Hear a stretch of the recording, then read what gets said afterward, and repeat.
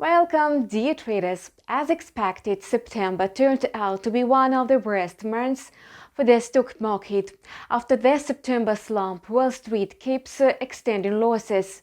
During the Asian session, futures on the main stock indexes were again trading in a negative territory. Asian shares also kicked off October with losses, and only the stock markets of Japan and China managed to add gains. China's trading floors closed on the occasion of a Golden Week. Watch our video review and find out more interesting news. Let's start. After the fifth straight rate increase and numerous hawkish remarks of Fed officials, investors realized the regulator would take any measures to tame inflation even if they may undermine the economy. Now it's too early to talk about a slowdown in inflation. The Core CPI Index, which excluded food and energy prices, accelerated considerably. In monthly and annual terms, it rose by 0.6% and 4.9% respectively. Higher than expected inflation figures will force the Fed to hike rates aggressively. If so, it's rather bearish for the equity market.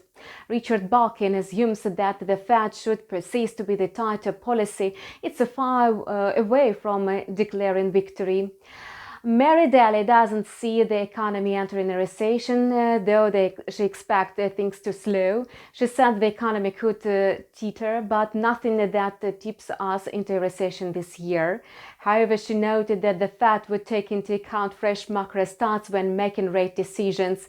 Last week, she also voiced concerns about extremely aggressive tightening. It appears not all Fed officials are 100% hawkish. Some of them made dovish comments which undermined a rally of the greenback. It has been growing steadily throughout the year amid the expectations of new rate hikes and as a safe haven asset. However, in the Asian session, it retreated, hovering at 112.15 ahead of the fresh economic reports. It was moving in the downward range of 111.75 and 112.35.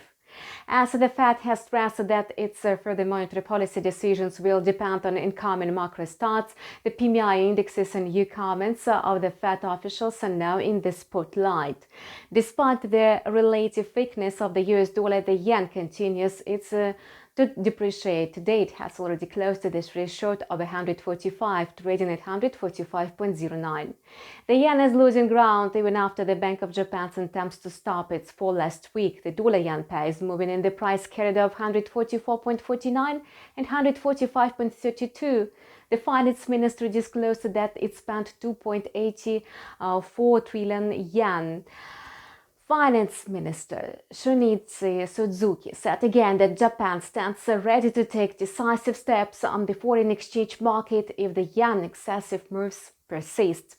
The yen is still weaker compared to the US dollar due to the divergence in the monetary policies of the Bank of Japan and the US Fed.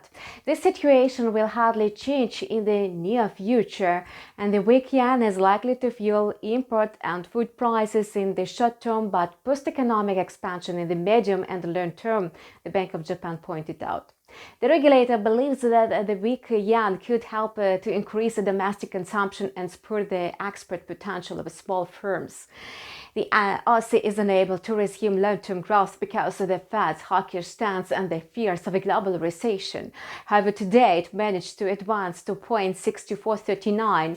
The AUD USD pair was trading in the upward channel of 0.6400 and 0.6461.